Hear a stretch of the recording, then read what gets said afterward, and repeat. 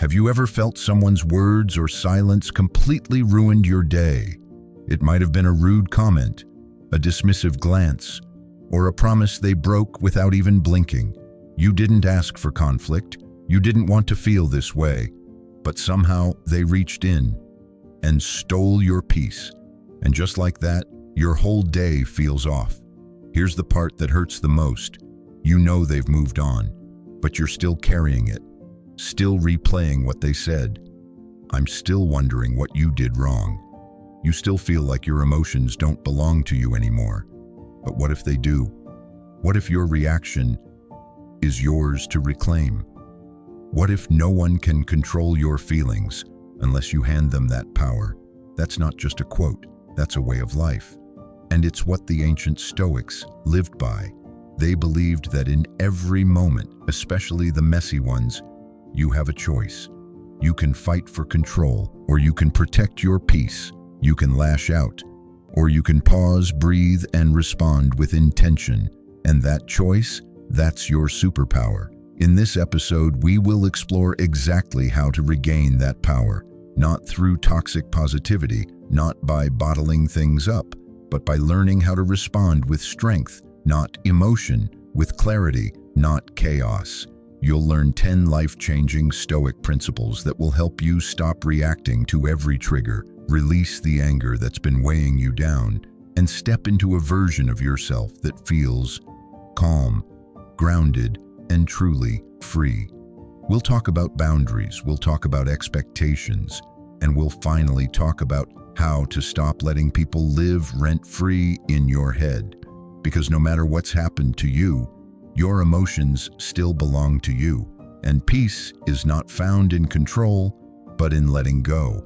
So if you're ready to stop giving your power away, if you're tired of letting other people decide how your day feels, then stay with me.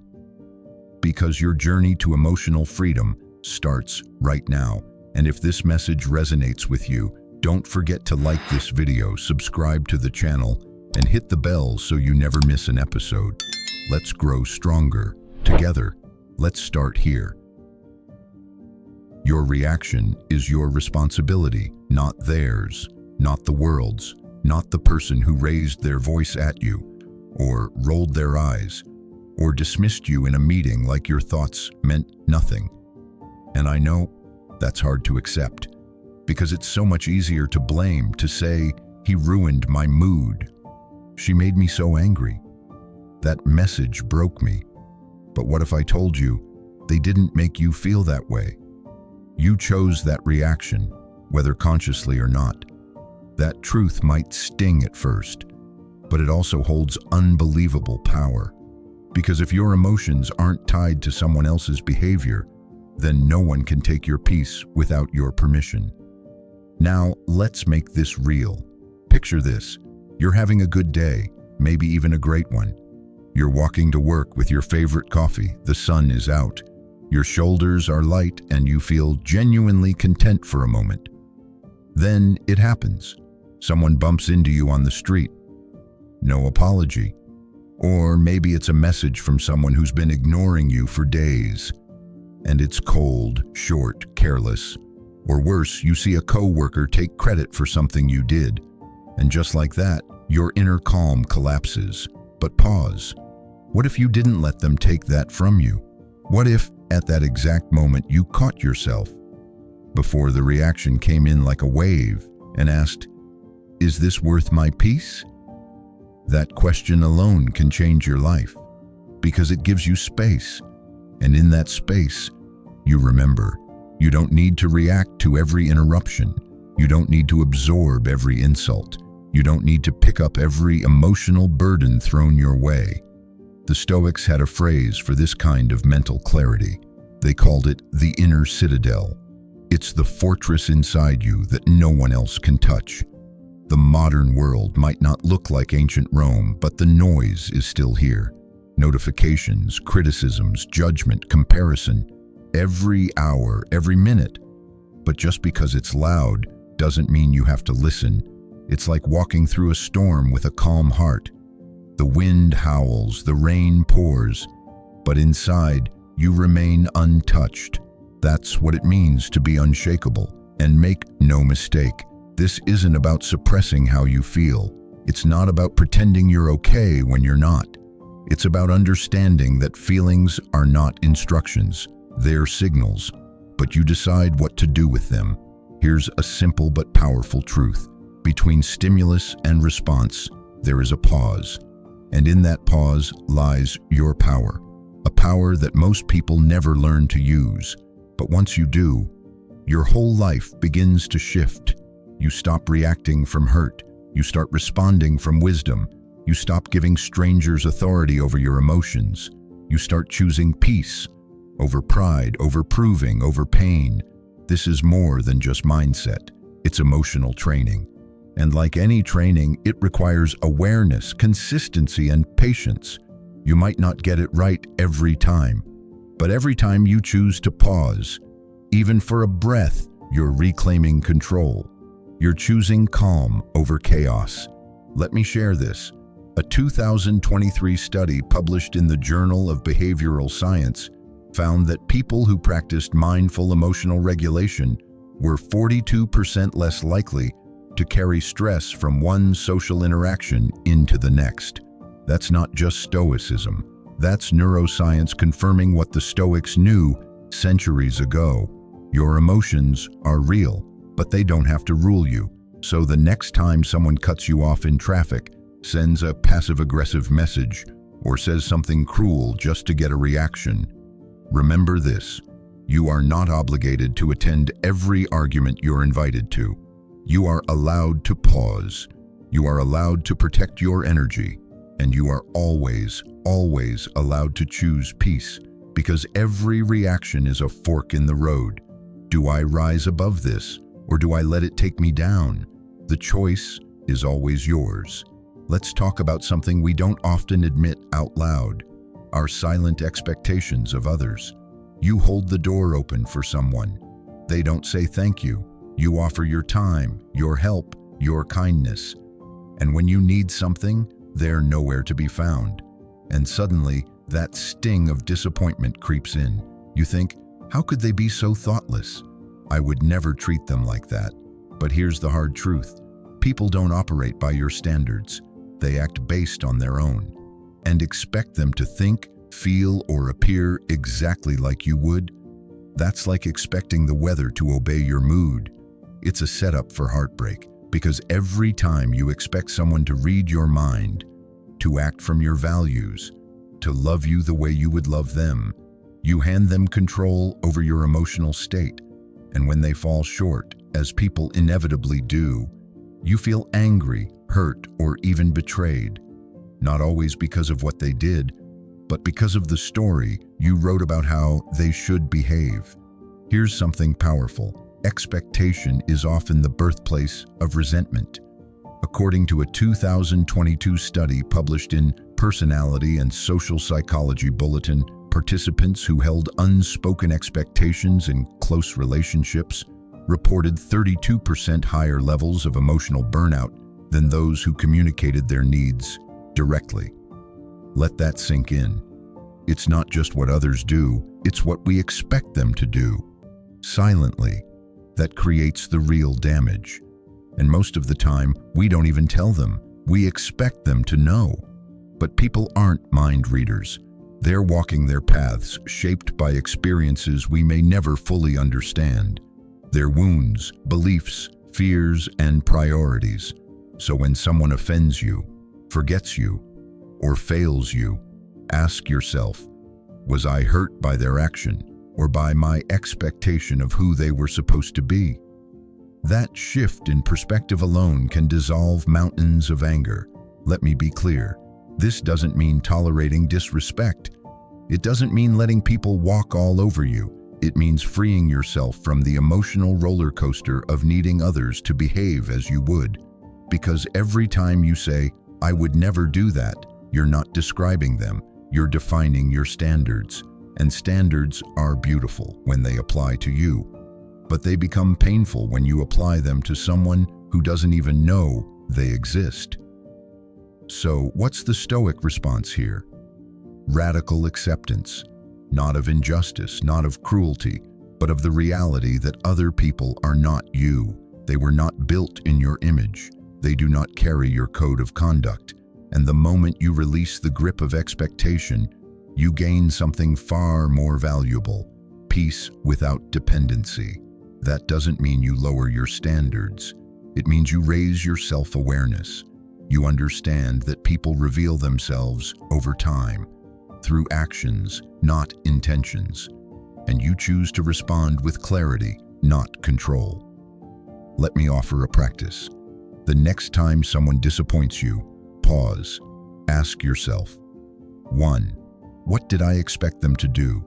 2. Did I ever tell them that? 3. Can I allow them to be themselves and protect my peace? Because emotional freedom isn't about controlling others. It's about liberating yourself from the illusion that you ever could. When you stop expecting others to behave like you begin to see them as they are, not as they should be. And in that space, you reclaim your energy, you reduce your suffering, and you stop building invisible prisons with keys no one else holds. The Stoics remind us, don't demand that things happen as you wish, but wish that they happen as they do, and you'll find peace. So the next time disappointment rises like a tide, don't drown in it. Step back, breathe, and remember, your peace doesn't depend on their behavior. It depends on your clarity, and that clarity is always in your hands. Let's be honest. We all carry a version of the world in our heads. A version where people treat us the way we treat them, where apologies come when they're due, where loyalty is reciprocated, where the ones we love never disappoint us. But here's the catch. That version only exists in your mind. The real world? It's messy. People are flawed, distracted, and complicated. They show up late. They forget things. They interrupt, criticize, and sometimes walk away without a word. And the more we cling to the version of how things should be, the more we suffer in the gap between expectation and reality. That's the silent trap. We confuse our standards with universal truth. You expect a friend to text back within minutes, but they take hours or don't reply at all. You expect a teammate to notice your effort, but they take the credit instead. You expect your partner to read your emotions, but they miss every cue. And when reality doesn't match the story, it feels like rejection. But what if you could rewrite that inner dialogue? What if you let go of the idea that people should behave like you? What if you accepted them, not as perfect replicas of your standards?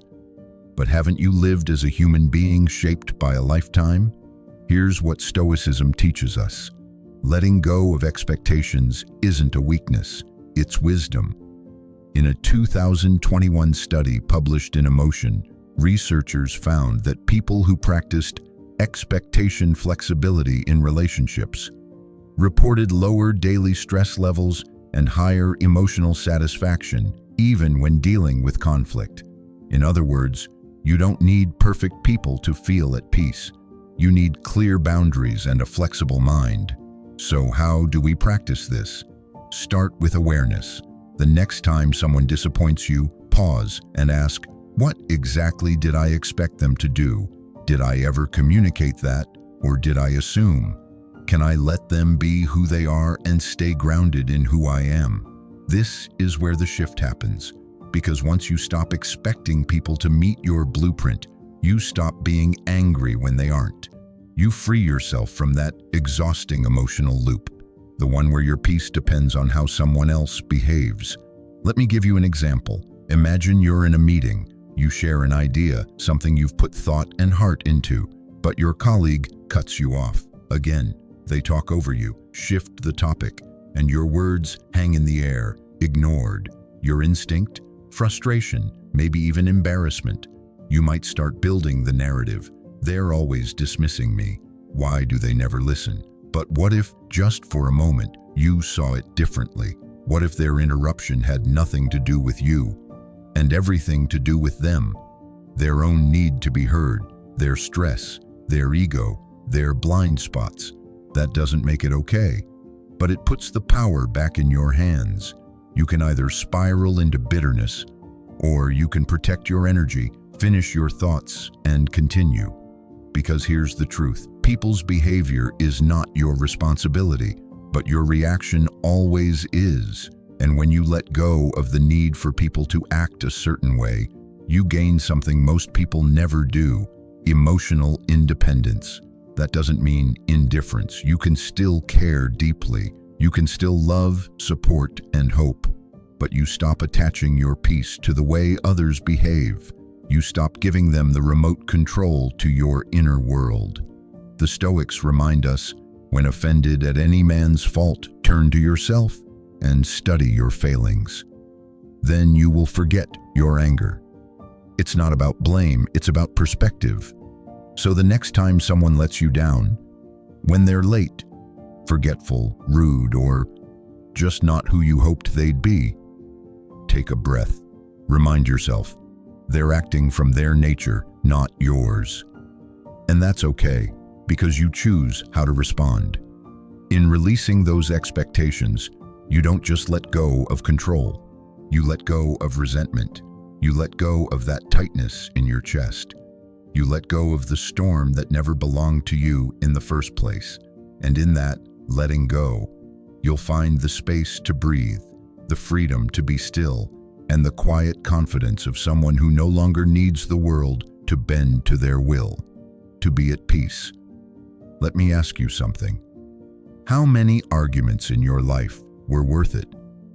Not the ones that changed something important, not the ones that protected your values, but the ones where you just needed to be right. You knew it wasn't going to change their mind. You knew it wouldn't make you feel better after, but still, you couldn't let it go. Why? Because for most of us, being right feels like being safe. Like if we let go of that one truth, we're giving something up: our intelligence, our value, and our place in the conversation. But here's the truth most people miss. You don't need to be right to be at peace. You don't need to correct every detail. You don't need to win every point. You don't need to convince someone who's already decided. What you do need is clarity, to know when your energy is better spent elsewhere. The Stoics called this the discipline of assent, the ability to decide which thoughts are worth holding on to and which ones can pass like clouds in the sky. Let me give you a real-world example. Imagine someone accusing you of something unfair. They twist your words, question your motives, or tell a story that doesn't match what you know to be true. What do? Do you fight back? Do you launch into a defense? Do you exhaust yourself trying to explain your side? Or do you pause and ask, will this change anything that truly matters? More often than not, it won't. And in that pause, you find power. According to a 2020 study in the Journal of Conflict Resolution, people who responded to disagreement with reflective silence rather than reactive argument were 38% more likely to resolve tension without escalation and reported higher levels of emotional clarity in post-conflict reflection.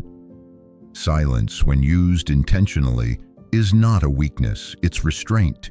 It's strength wearing humility, and it often speaks louder than shouting ever could. But let's be clear, letting go of being right doesn't mean abandoning your principles. It doesn't mean you accept injustice. It doesn't mean you become passive or stop standing for what matters. It means you choose your battles wisely, and you stop letting your ego drag you into every fire, because not every fire deserves your oxygen. Some burn themselves out if you walk away. Here's a simple practice to try. Next time you feel that rising urge to prove a point, pause. Ask yourself 3 questions. Will saying this bring peace or just more conflict? Am I seeking truth or validation? Is this disagreement about values or just perspective? If the answers point to pride, step back. Let the silence speak. Let the conversation drift. You don't owe everyone your counter-argument. Instead, hold your energy like currency. Spend it where it matters. Growth, grace, and genuine connection. Because the people who know your worth don't need you to win every argument to respect you. And the ones who always need to be right are often the ones holding the most fear inside. There's a line worth remembering. Would you rather be right or be free? Freedom, in this case, means no longer being emotionally tethered to whether someone agrees with you or not. It means knowing who you are so deeply that you no longer need to prove it in every room. The Stoics didn't chase victory in conversation. They chased virtue, clarity, peace. And that kind of peace, it's quiet, it's powerful, and once you've tasted it, you'll never want to trade it for the hollow win of being right. So next time you're tempted to prove your point, pause, look inward, remind yourself, my peace matters more than proving a point. And in that moment, you don't just walk away from the argument, you rise above it. Have you ever shared something close to your heart, an idea, a dream, a piece of who you are, and someone shut it down with a single careless comment? They didn't just interrupt you, they dismissed you. And suddenly, your confidence crumbled, like it was made of glass. You walked in proud. You walked out questioning everything. Why does that happen? Because somewhere along the way, we learn to measure our worth through other people's reactions. Their approval becomes our mirror. Their judgment becomes our inner voice. Their silence becomes our shame. But here's the Stoic truth. Your value is not a reflection. It's a fact. It's not up for debate. It doesn't rise with compliments or fall with criticism. It doesn't disappear when someone misunderstands you. Your worth is internal, unshakable, independent of anyone else's ability to see it. And the moment you reclaim that truth, you begin to break free from one of the most common prisons in modern life: external validation. A 2022 study published in Self and Identity found that individuals who rely heavily on external affirmation report significantly lower emotional stability and higher anxiety in daily interactions, especially in social and professional settings. And it makes sense. When your self-esteem depends on how others respond, you're handing them the remote control to your emotional state. But what if you didn't? What if the next time someone criticized you, you didn't immediately internalize it? What if you paused and asked, does this reflect something real? Or is this their lens, their bias, their mood? That pause is where freedom begins. Let me give you a real moment to picture. You're in a meeting. You pitch an idea you've been working on for weeks, and a colleague rolls their eyes, smirks, and says, "That's unrealistic." Your chest tightens, your mind races. Your instinct might be to shrink or to strike back. But what if instead you paused and remind yourself, that comment says more about them than it does about me?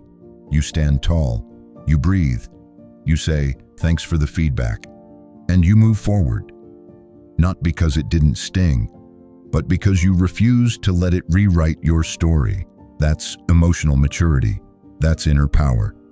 And that's what the Stoics meant when they said, we love ourselves more than other people, yet we care more about their opinion than our own. This is not about ignoring feedback. Feedback can be gold. However, not all feedback is accurate, and not all opinions deserve a place in your mind. So, how do you protect your worth? Here's a 3-step practice. 1.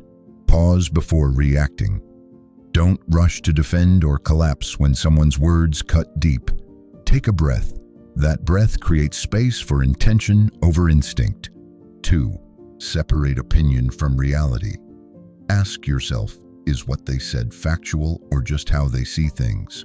Hold on to what helps you grow. Let the rest fall away like dust. 3. Reaffirm your inner value. Remind yourself, my worth is not up for public vote. Say it until it feels real, because it is. And here's something else worth remembering. Not everyone's voice belongs in your inner circle. You can be open without being vulnerable to every opinion. You can care without surrendering your identity. Lao Tzu put it, "Care about what others think. You will always be their prisoner." So the next time someone questions you, cuts you off, makes you feel small, don't respond with anger, respond with sovereignty. That's their view. It doesn't change who I am. Because the moment you stop letting others define your value, you begin to write your own story, page by page, free from noise, need, and weight of what was never yours to carry. And that is not just confidence, that's liberation. There's a kind of tiredness that sleep can't fix. It's not physical, it's emotional.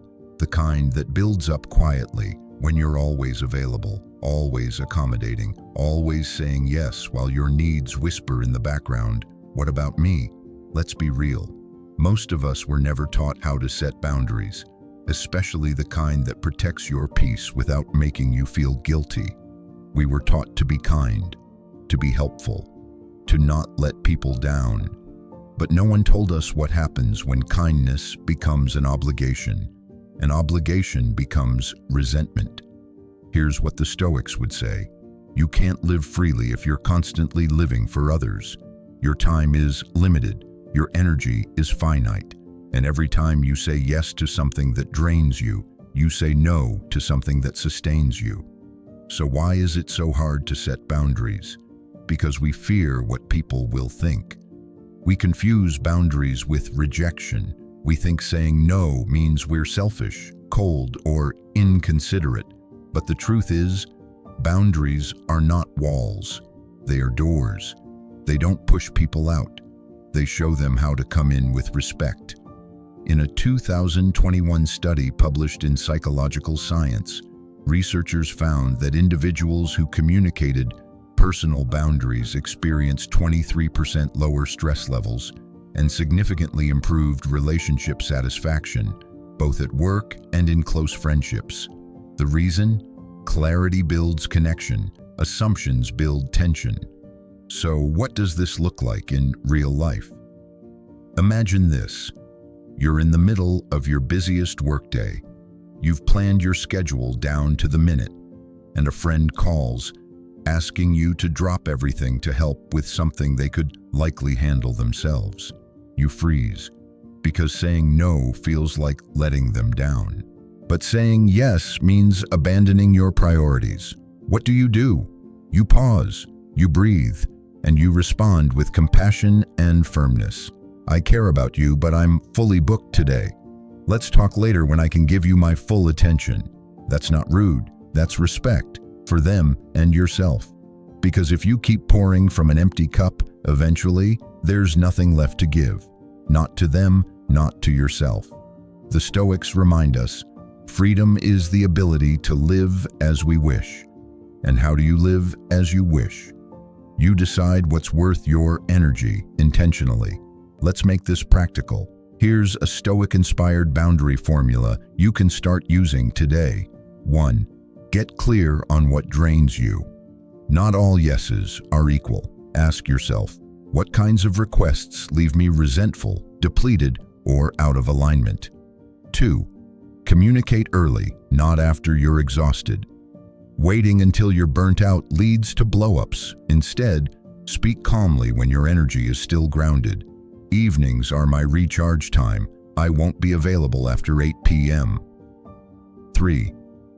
Detach from the outcome. Their reaction is not your responsibility. Your job is to be clear, kind, and consistent, not to manage their feelings. And if you're worried this will harm your relationships, consider this. Genuine relationships can handle healthy boundaries. The ones that collapsed under them weren't rooted in mutual respect to begin with. Let me offer you a reminder you can carry with you. You don't have to set yourself on fire to keep others warm. Protecting your energy doesn't make you selfish. It makes you sustainable. Because the strongest people you know, the ones who show up fully, love deeply, and lead well, they don't do it by giving endlessly. They do it by guarding their peace like it's sacred, because it is. So the next time you feel the urge to say yes out of guilt, pause. Ask yourself, is this a yes rooted in love or fear? If I say yes to them, what am I saying no to inside myself? And then choose. Choose with wisdom. Choose with clarity. Choose with peace. Because when you honor your boundaries, you honor your life. And that is the kind of strength no one can take from you. Let's be honest. There's a quiet ache we've all felt before. That moment when you share something that matters to you, an idea, a dream, a part of yourself. And instead of support, you're met with silence or, worse, judgment. Your chest tightens. You start replaying what you said, questioning every word, and suddenly the confidence you had just moments ago, gone. Why? Because somewhere along the way, we learned to outsource our worth to the approval of strangers, peers, and people who may never fully understand us. But here's what the Stoics would say: you are not what others think of you. You are what you do repeatedly when no one is watching. The need for validation is a trap, and like all traps, it offers the illusion of safety, but only at the cost of your freedom. Neuroscientific research published in Nature Neuroscience, 2016, found that receiving social approval activates the same reward pathways in the brain as receiving money or food. But here's the kicker: the effect is temporary. Just like sugar, it gives you a rush, then leaves you craving more. So, how do we break the cycle? 1. Realize that opinions are just projections. What someone says about you often says more about them than it does about you, their fears, their insecurities. They need to control or feel superior. You're not looking into a mirror but through their lens. 2. Ask this powerful question: is their opinion rooted in truth or just noise? If someone critiques your work, your choices, or your path, ask yourself, do they understand my values, my goals, my context? If the answer is no, their judgment is based on fiction, not fact. 3. Anchor yourself on what you know to be true. Seneca once said, "A wise man is content with himself." Content, not because he's perfect, but because he's grounded in what matters. Here's a practice to carry with you. The next time criticism stings, don't react. Reflect. Ask yourself, what am I afraid their opinion says about me? Is it touching a wound I haven't healed yet? Am I using their words to punish myself? Because when you get to the root, you realize it's rarely about them. It's about a part of you that still seeks permission to be enough, and you don't need that permission anymore. 4. Don't fight to be understood. Choose to be at peace. Not everyone will get you. Not everyone will like you. That's not a flaw. That's a filter. And the more you try to explain, convince, or defend yourself to those committed to misunderstanding you, the more you drain your energy from the people who see you. Let your work speak. Let your integrity speak. Let your peace speak. That silence, that stillness, it's louder than any argument you could make. So here's what Stoicism teaches us, in the simplest words: don't give them the pen. Don't let others write your story, because the truth is, they don't know the whole plot. They weren't there for the hardest chapters, and they won't be the ones living with the ending. That's yours to shape, yours to own, yours to protect. So walk forward, unbothered, unapologetic, unshaken, because once you stop letting other people define you, you finally get to discover who you are. There's a power that's often misunderstood, a quiet kind of strength that doesn't shout, doesn't flinch, and doesn't fight back. It simply doesn't move. And in a world addicted to instant reactions, that kind of stillness is revolutionary. Marcus Aurelius once wrote, "If you are distressed by anything external, the pain is not due to the thing itself, but to your estimate of it. And this you have the power to revoke at any moment." What does that mean in real life? It means when someone lashes out at you, insults you, provokes you. You have two choices. You can become a mirror, reflecting their chaos, their fear, their anger, or you can become a wall, calm, grounded, immovable. And here's the surprising truth. Your silence is not a sign of weakness. It's a signal that you are in control. Behavioral psychology shows that emotional reactivity, snapping, yelling, storming off, is often a sign of powerlessness, not power. Because when you lose your temper, you lose your position. And when you stay silent, you keep your center. Let's take this further. Think of silence as your inner fortress. Every time you choose not to respond to a petty insult, a passive-aggressive comment, or a baited argument, you're reinforcing that fortress brick by brick. You're saying to the world, my peace is not negotiable. Let's be clear. This isn't about bottling emotions or suppressing what's true. It's about choosing your battlefield. You don't need to fight every fight. You don't need to win every argument. Sometimes you win simply by not playing the game. And here's the paradox. The person who needs to have the last word, it has already lost its calm. The person who walks away in silence, it keeps their power intact. So, how do you cultivate this Stoic response? 1. Delay the impulse. Research from the University of Texas suggests that waiting 6 seconds after an emotional trigger can dramatically reduce the likelihood of an impulsive outburst. Next time your blood starts to rise, pause, breathe, let the emotion crest like a wave, and pass. 2. Ask, is this worth my peace? Your energy is currency. Don't spend it on battles that don't matter in the long run. 3. Reflect in private, not in public. It's okay to feel hurt, but your healing doesn't have to be a performance.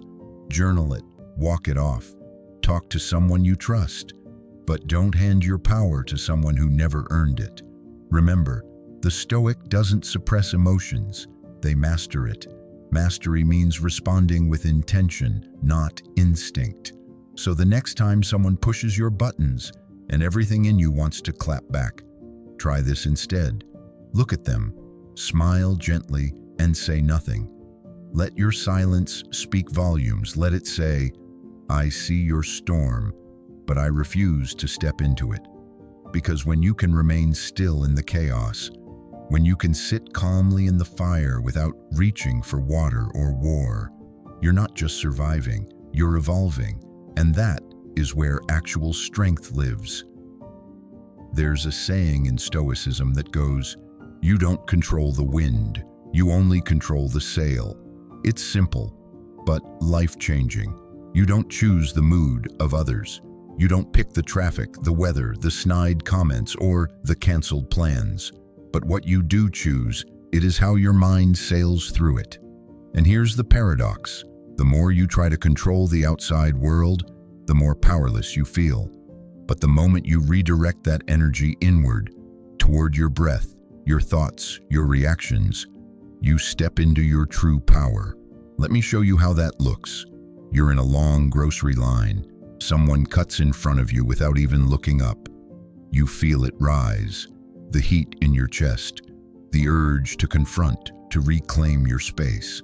But then something deeper steps in. A pause, a question. Is my peace worth trading for this moment? And just like that, you release. Not because you're weak, but because you're wise enough to know not every moment deserves a piece of you.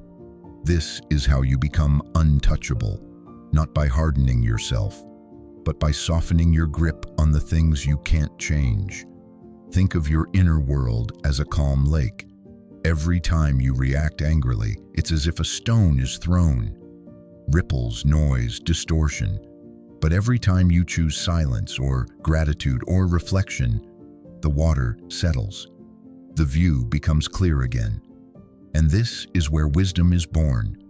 Because true stillness isn't passive, it's fierce, it's disciplined. It says, I won't let external chaos create an internal storm. And yes, this is a practice. You won't always get it right, Sometimes the storm pulls you in. Sometimes your voice raises, your thoughts spiral, and your calm breaks. But here's the key: you return. Every time you return to your breath, to your center, to that sacred space between impulse and action. And the more you return, the stronger that space becomes. You'll begin to notice things that once shook you don't. People who once triggered you lose their grip. And the world, it still spins wildly. But you've become the still point at the center. That is Stoicism in motion. Not cold detachment, but warm, conscious discipline. It's the art of walking through fire and not smelling of smoke. So next time life tests you with delay, with disrespect, with disappointment, remember this: you don't need to prove your strength. You need to practice your peace. And maybe, just maybe, that's the loudest message you'll ever send. We spend so much time trying to fix ourselves, to improve, to be better, faster, stronger, more put together. But what if I told you that the path to real strength isn't through perfection, but through compassion? The Stoics often spoke of discipline, but hidden beneath that word is a quieter truth. Before you can discipline the mind, you must first stop punishing the soul. Let me ask you this: when was the last time you failed and didn't beat yourself up for it? When was the last time you spoke to yourself with the same gentleness would you offer a close friend? We don't realize it, but many of us live with an inner voice that sounds more like a drill sergeant than a guide. And every stumble becomes a sentence. Every flaw becomes a reason to withhold love from ourselves. But Stoicism teaches us something radical. To err is human. To correct is divine. Not punish. No shame. Not replay the mistake endlessly in your head. Could you correct it? Then move forward. That is self-respect. That is a discipline with dignity. Because how can you master your reactions to others when you haven't learned how to respond to your pain? And here's the truth most people don't hear enough: you're allowed to be a work in progress and still be worthy of peace. Let that land. You're allowed to learn slowly, to struggle sometimes, to wake up tired, to not have all the answers, and still say, I am trying, and that is enough for today. So, how do we practice this? Start with this simple habit. Catch the self-attack. Replace it with self-inquiry. Instead of, I'm such a failure, ask, what can I learn from this without tearing myself down? Instead of, I should have known better, try, now I do, and I will do better next time. This is not a weakness. This is emotional strength, the kind that doesn't shout but heals, the kind that doesn't deny mistakes but doesn't weaponize them either. And the more you practice it, the more you'll notice a decisive shift. You'll stop reacting to life and start responding to it. You'll stop bracing for judgment and start resting in self-trust. You'll stop looking outside for approval, because inside you've become your safe place. And when that happens, even the loudest criticism can't break you. Even the deepest failure that doesn't define you, because you've built something stronger than perfection. You've built peace, and no one, not even your inner critic, can take that from you. There are moments in life when nothing you do seems to work. You apologize, but they're still angry. You try harder, but the door still closes. You take the high road and still feel like you are walking on. And in these moments, a silent voice inside starts to whisper, what's the point? Why bother? But the Stoics would tell you, these are not moments of defeat. They're invitations, not to give up, but to go deeper. Because when you can't change the world around you, you are being called to change the world within you. Marcus Aurelius, the philosopher emperor, wrote in his journal, you have power over your mind, not outside events. Realize this and you will find strength. That single sentence has carried millions through heartbreak, failure, and frustration. Because here's the truth most people resist. Control is an illusion, but choice is real. You can't control how others speak to you, but you can choose not to internalize their poison. You can't control when life gets hard, but you can decide how to hold yourself through it. Think about it. A ship doesn't sink because of the water around it. It sinks when that water gets inside. So the work is internal. This is where true Stoicism comes in, not as an emotionless shell, but as an inner architecture. A foundation is so strong that the winds of life might shake you, but will never move your center. How do you build that? Start with presence. When you feel overwhelmed, pause and anchor yourself in what is within your grasp, your breath, posture, and thoughts. Then accept what is, not out of weakness, but wisdom, because resisting reality means exhausting yourself against a tide you cannot turn. Acceptance isn't giving in. It's standing tall in the storm and saying, "This may not be what I wanted, but it is what I've been given, and I will not let it break me."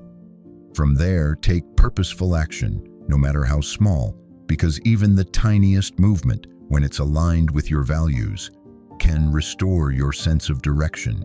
Can't fix the entire situation, fix what's in reach. Can't get them to understand you, make sure you understand yourself. The Stoics called this amor fati, the love of fate. Not just tolerating what happens, but embracing it, using it, absorbing it into your strength. Because here's the paradox. The things that hurt us often shape us the most. And one day you'll look back, not with resentment, but with reverence. For the strength you discovered not in the easy moments, but in the ones that asked everything of you.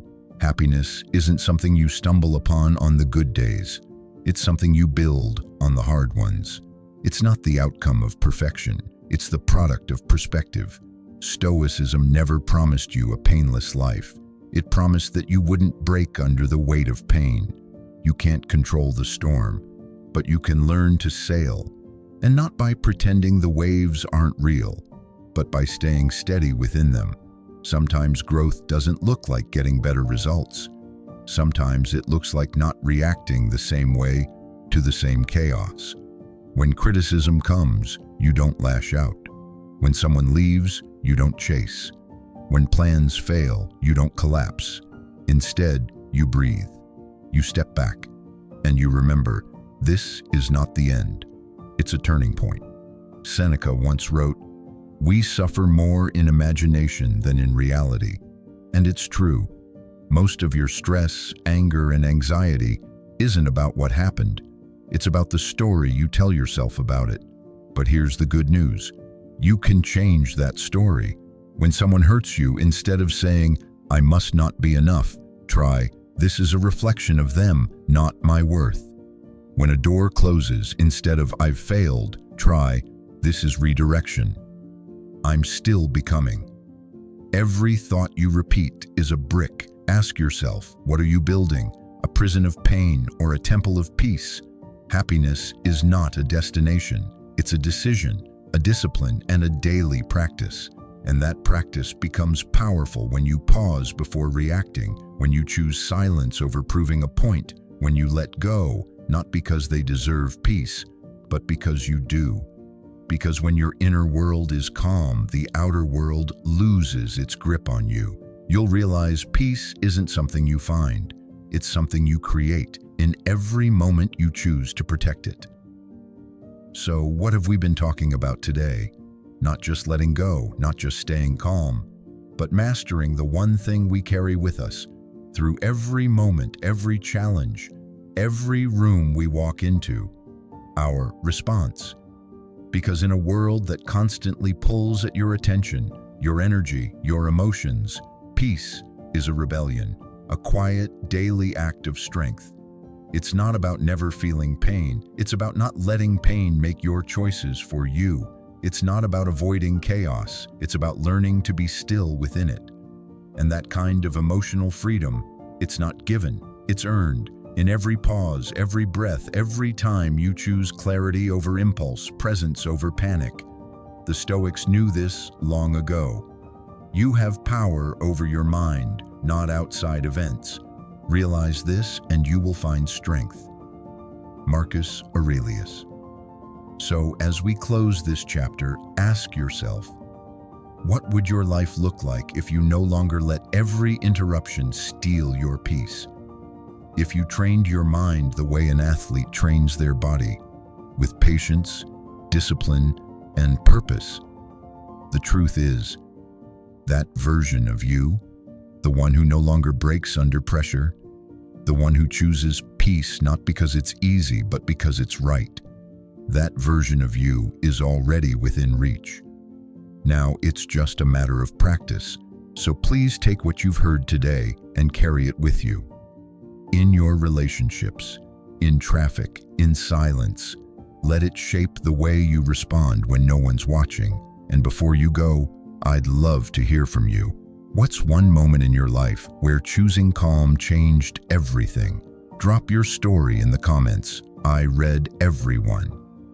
And if this episode brought you a moment of clarity, could you not keep it to yourself? Tap like to help others find it.